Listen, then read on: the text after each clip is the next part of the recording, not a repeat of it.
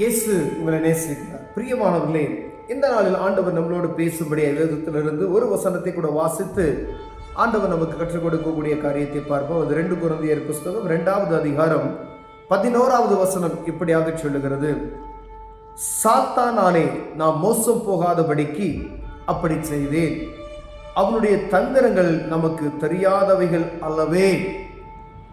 சாத்தானாலே நாம் மோசம் போகாதபடிக்கு அப்படி செய்தேன், அவனுடைய தந்திரங்கள் நமக்கு தெரியாதவைகளே என்று சொல்லி அப்போஸ்தலனாகிய பவுல் கொரிந்து நிருபத்துக்கு சபைக்கு எழுதும் பொழுது இதை எழுதுகிறதை நாம் பார்க்க முடியுது. மேலே வாசித்தோம் என்றால், நான் மன்னித்தேன், சில காரியங்களை மன்னிப்பை குறித்து அவர் எழுதியிருக்கிறதை நாம் பார்க்க முடிகிறது. பிரியமானவர்களே, கர்த்தருடைய பிள்ளைகள், ஆண்டுடைய பிள்ளைகள் சாத்தானாலே மோசம் போகாதபடிக்கு அவனுடைய தந்திரங்கள் அங்கே சொல்லப்பட்டிருக்க. அவர் சொல்றார் பாருங்க, அவனுடைய தந்திரங்கள் நமக்கு தெரியாதவைகள் அல்லவே. அப்ப அவனுடைய தந்திரங்களை நாம் அறிந்திருக்க வேண்டும். முதலில் அவன் என்னென்னலாம் செய்வான், எப்படி செய்வான், எப்படி பிரச்சனைகளை கொண்டு வருவான், எல்லாவற்றையும் அறிந்து அதற்கு ஏற்றாற் போல ஜெபிக்கிறவர்களாய், அதற்கு ஏற்றாற் போல ஞானம் உள்ளவர்களாய் நடக்கும்படியாய் ஆண்டவர் நம்மளை அழைக்கிறார். பிரியமானவர்களே, அவன் பொல்லாதவன், அவன் எவனை விழுங்கலாம் என்று கெர்ச்சிக்கிற சிங்கம் போல சுத்தி திரிகிறானாம்.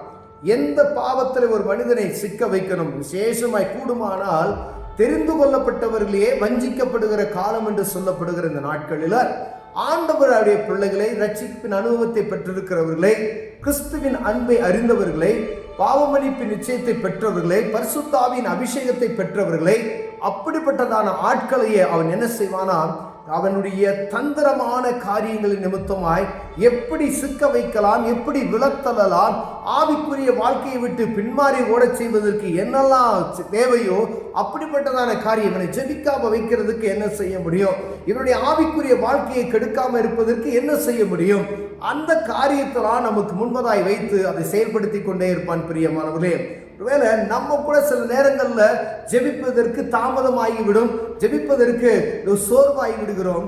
ஆனால் அவன் எப்பொழுதும் அவனுடைய வேலையில துரிதமாய் செயல்பட்டு கொண்டே இருக்கிறான். ஏன்னா காலம் கடைசியா இருக்கிறபடினாலே அவனுடைய செய்கள் அவன் தீவிரமாய் செயல்பட்டு கொண்டிருக்கிறான். பிரியமானவர்களே, அப்படியானால் அவனோடு நாம் தெளிவாய் நாம் சிந்தித்து செயல்படுவதற்கு ஆண்டவர் நம்மை முன்குறித்து ஒரு எச்சரிப்பின் செய்தியாய் இதை வைக்கிறார். பிரியமானவர்களே, அறிந்து கொள்ளப்பட்டவர்கள், தெரிந்து கொள்ளப்பட்டவர்கள், கிறிஸ்தவர்கள் என்று சொல்லப்படுகிற நமக்கு வான மண்டலங்களில் உள்ள அந்தகார லோகாதிபதிகளோடு எப்பொழுதும் போராட்டம் உண்டு. மனிதருக்கு நமக்கும் எந்த விதத்திலும் போராட்டம் இல்லை, கிடையாது. ஆனால் கண்ணுக்கு தெரியாத வான சேனைகளோடு போராட்டம் இருக்கிறது. பிரியமானவரே, அந்த போராட்டத்தின் காரியத்தை நாம் எப்படி அறிந்து கொள்ள முடியும்? ஒரு பலவீனத்தை உண்டு பண்ணது நிமித்தமாய் ஆண்டவர் என்னை சோதித்து விட்டார் என்று சொல்லக்கூடாதே. அறிந்து நீ பலவீனப்பட்டுட்டா நீ ஜெபிக்க முடியாது.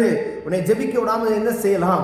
ஒரு சமாதான குறைச்சலை கொண்டுட்டு வந்தா இவனை ஜெபிக்க விடாதபடிக்கு உன் கோபத்தை தூண்டி எப்படி ஜெபிக்க விடாதபடி ஆக்கலாம். அப்படிதான் அவனுடைய தந்திரங்கள் இருக்கும். பிரியமானவர்களே, கணவன் மனைவிக்குள்ள எப்படி பிரச்சனையை உண்டு பண்ணலாம், பிள்ளைகளுக்குள்ள எப்படி பிரச்சனையை உண்டு பண்ணலாம், பிள்ளைகளின் நிமித்தம் எப்படி துயரப்படுத்தலாம், பிள்ளைகளின் நிமித்தம் எப்படி ஒரு மனிதனுக்கு டார்ச்சர் பண்ண முடியுமோ அப்படி செய்யலாம். என்ன காரியத்தை அவன் தந்திரவாதி என்று சொல்லப்படுகிறது, அவன் பெரிய தந்திரவாதி என்று வேதம் சொல்லுகிறது. பிரியமானவர்களே, ஆண்டவராக இயேசு கிறிஸ்துவை பார்த்து அவன் சொல்லுகிறார், இந்த உலகத்துடைய ராஜ்யம் பூரா எனக்கு என்ன செய்யப்பட்டிருக்கிறது, கையளிக்கப்பட்டிருக்கிறது என்று சொல்லுகிறான். பாருங்க, வானத்தையும் பூமியும் படைத்த அண்ட சராசரங்களை சிருஷ்டித்த அவரை பார்த்து என்ன சொல்றானா, எல்லாம் எனக்கு கையளிக்கப்பட்டிருக்கிறது என்று சொல்லுகிறான். பிரியமானவர்களே, அவன் எப்படிப்பட்ட தந்திரவாதி என்று பாருங்க. இந்த அப்பமெல்லாம், இந்த கல்லுகளை எல்லாம் அப்பமாக்குன்னு சொல்லுறான். வானத்தையும் பூமியும் படைத்து அவரே வானத்தின் அப்பம் என்று சொல்லப்படுகிறார். அவரை பார்த்து வாழ்ந்த கல்லுகளையும் அப்பமாக்கும் அப்படின்னு சொல்லி. ஏன்னா அவர் உபவாசம் பண்ணி ஜெபித்து அந்த 40வது நாட்கள்ல கடந்து வரும் பொழுது அவன் சொல்லுகிற இந்த காரியத்தை நாம் பார்க்க முடிகிறது. அப்படியானால் நாம் எவ்வளவு தெளிவுள்ளவர்களாய் இருக்க முடியும்? நாம் சாதாரண ஒரு மனிதர்கள், ஆண்டவரை அறிந்திருக்கிறோம், பரிசுத்த ஆவியின் அபிஷேகத்தை பெற்றிருக்கிறோம். ஆனால் இப்படிப்பட்டதான காரியங்களுக்கு நாம் ஜாக்கிரதை உள்ளவர்களாய் இருக்கும்படியாய் அழைக்கப்படுகிறோம். பிரியமானவர்களே, கோபப்படாதிருங்கள். சில காரிய நேரங்களில் கோபத்தை ஊட்டக்கூடிய மனிதர்கள் நம்மகிட்ட வருவாங்க. அப்பொழுது என்ன செய்யணும்னா சாந்த குணமாய் நடந்து கொள்ளுங்க. ஒருவேளை உங்களை கோபப்படுத்துறதுக்குன்னு யாராவது தேவையற்ற வார்த்தைகளை நீங்க செய்யாத காரியத்தை செய்த மாதிரி சொல்லுவாங்க. அதை நீங்க தெளிவாய் ஞானமாய் அப்படி நடந்து கொள்ளணும். குடும்பத்துல சமாதானத்தை உண்டாக்க கெடுக்கக்கூடிய ஒரு காரியம் உண்டாகிறதுன்னு வச்சுக்கோங்களேன். அப்ப நீங்க என்ன செய்யணும் அப்படின்னா, ஒருவேளை அந்த இடத்துல உங்களால் நிற்க முடியலன்னா அமைதியை கடந்து சென்றுட்டீங்கன்னா ஆண்டவர் உங்களை பாதுகாக்க வல்லமையுள்ளவரார். பிரியமானவர்களே, உங்க வாயிலிருந்து எப்படி வார்த்தையை உண்டாக்கலாம், எப்படி உங்களை கோபப்படுத்தலாம், எப்படி உங்களை அசிங்கப்படுத்தலாம், இப்படிப்பட்டதான காரியத்தெல்லாம் செய்வதற்கு இவன் தந்திரமான காரியங்களை செய்வான். பிரியமானவர்களே, அப்ப நம்ம ஜாக்கிரதை உள்ளவர்களாய் காணப்படும்படி ஆண்டவர் விரும்புகிறார். மோசம் போகாதிருங்கள். ஏன் மோசம் போகாதில்லை? இவனுடைய காரியத்துல இவன் மோசக்காரன், இவனுடைய பேரே மோசக்காரன், தந்திரவாதி, கள்ளன், அவன் கொள்ளைக்காரன், அவனுக்கு பலவிதமான பேர்கள் இருக்கிறது. அவன் பயங்கரமான அருவருப்பானவன் என்று சொல்லப்படுகிறது. இந்த சாத்தான் என்று சொல்லப்படுகிற இவனை நாம் எப்பொழுதும் கவனமா இருக்கும். இவன் இப்படிதான் இருப்பான்னு சொன்னா நம்ம கண்டுபிடிச்சிருவோம். யார் வழியாவும் ஊழியக்காரன் மூலமாகவும் பேசுவான், மனைவி மூலமாகவும் பேசுவான், கூட பிறந்தவங்க நிமித்தமாகவும் பேசுவான், பிள்ளைகள் நிமித்தமாக இடைப்படுவான்.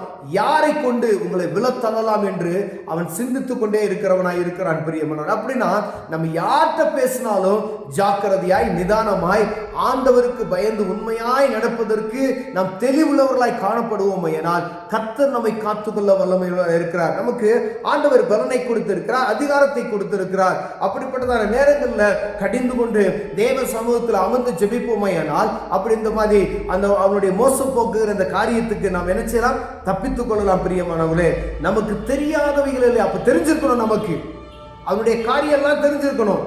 ஒருத்தர் பேசுறாருன்னா அவர் பேசுகிற காரியத்தை வைத்து இது சரியா தவறா என்று ஒரு ஜட்ஜ்மெண்ட் நமக்குள்ள நம்மளே நிதானித்து வைத்துக் கொள்ள வேண்டும்.